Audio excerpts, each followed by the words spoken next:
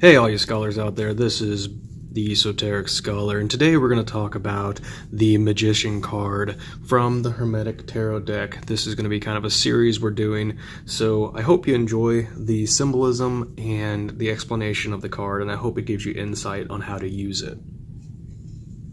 I am a little bit parched today, so I am going to be drinking some water when I'm doing this, so I apologize if you can hear that. I'll try to edit out what I can. So, the Magician, the Magus of Power. Now, every deck has a slightly different interpretation of the Magician, but they all have the same end goal, so to speak. So the Magician is a very mercurial sign. As you can see, you have the sign of Mercury here. Inside his robe, if I can get clear enough there, you have the sign of Mercury right there, and there's a lot of Mercury throughout the whole piece. So let's start from the top and we'll work our way down. So we are in officially the first major arcana. That's why you have a 1 there, the Roman numeral, and then you have Debeth, which is the Hebrew second letter of the Hebrew alphabet, which is also corresponds symbolically with Mercury. So that being said, you're going to see a lot of that here. Now, you notice right off the bat, you have the winged symbol here. So you have Mercury with the wings, and then you have this snake that looks like he's posted up or moving through something. We're going to come back to that because I have an interesting interpretation of that. But let's go ahead and now jump to the bottom, and we're going to work our way up. So he's the Magician. He is the power creator of the universe. He develops what he wants, created out of pure will, quote unquote pure will. So what you see is you have the circle of the Magician, the traditional Hermetic circle, where you have the air sign, the earth sign, you have the water sign over here, you can't quite see it, and then you have the fire sign. Now, each of the ritual tools are outlaid as well, where you have the air dagger, you have the pentacle for earth, you have the water, the cup for the water, and then over here should be the wand, but it's represented by a candle flame that is burning well. In the background, you have the incense of the art, depending on what you're trying to invoke. And being that this is an air sign, I bet you that's definitely symbolically an incense burned for air. But it's dependent. It's a big question mark because the incense can be anything that the Magician needs to reference symbolically.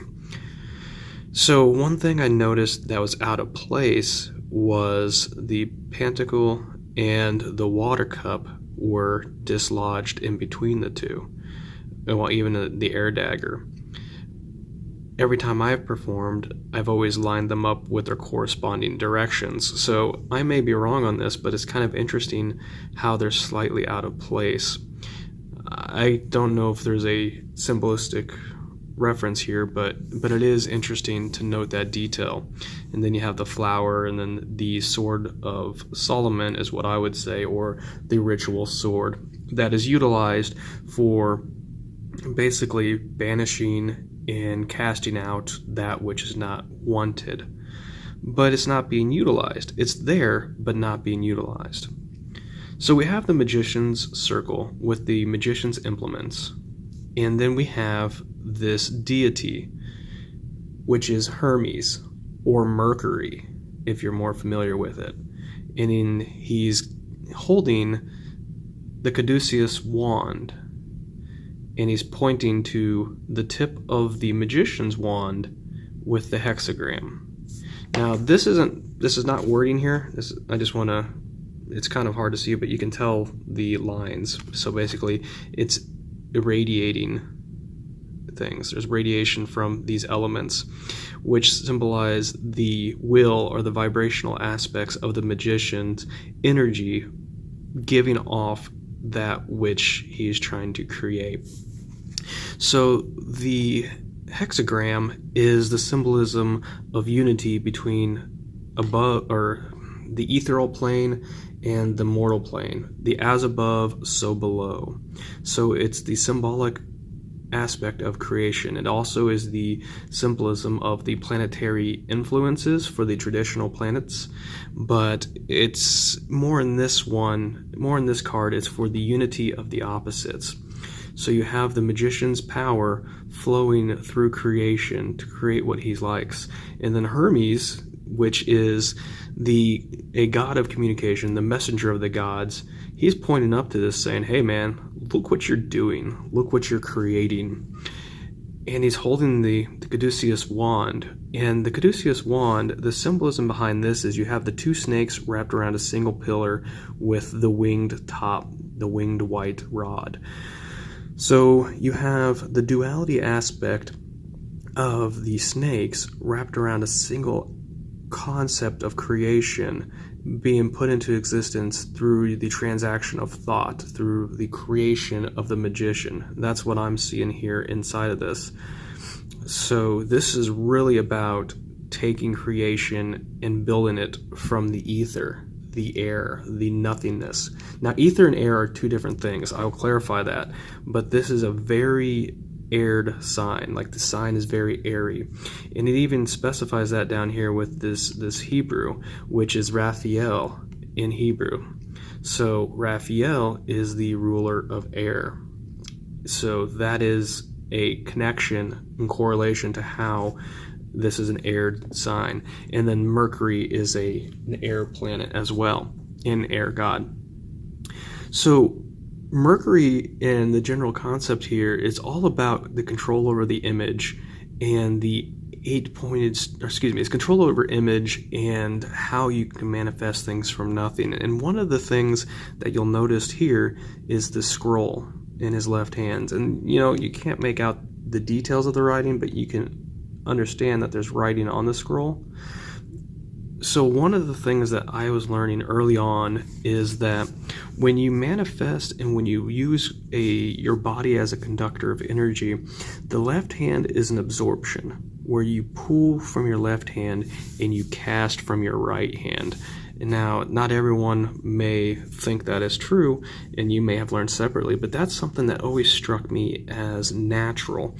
So here you have this scribe, this letter, this scroll of information being absorbed by the magician. This is his will, this is his desire, this is his intent or command to have happen, and he brings it into himself.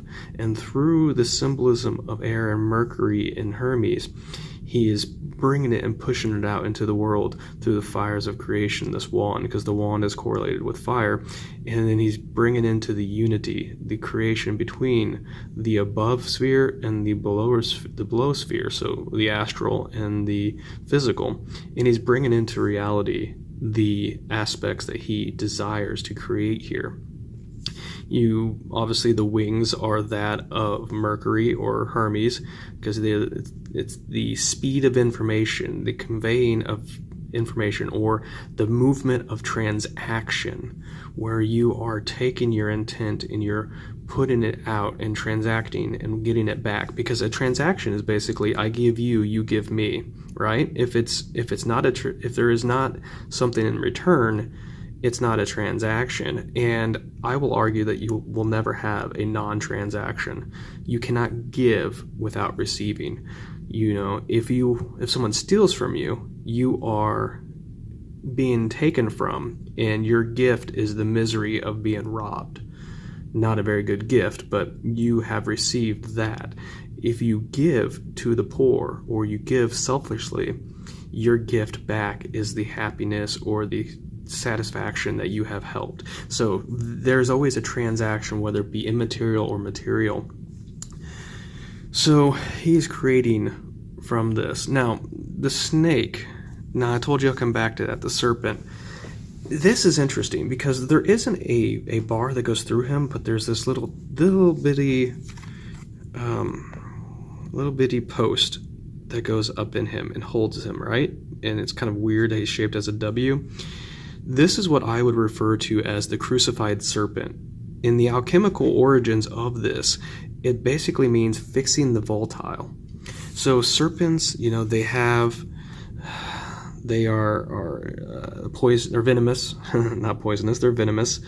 So the crucifixion of the serpent basically saying that you're taking that venom out of it, and you are neutralizing the aspects that could be harmful, which could be what he's doing here, or could be what the magician is he's balancing out the elements of earth to reduce the volatility of it in creating what he desires. So that in turn is the symbolism that I see behind the Hermetic Tarot's The Magician. You let me know what you think, and am I right, wrong, or indifferent? Let me know. Thank you.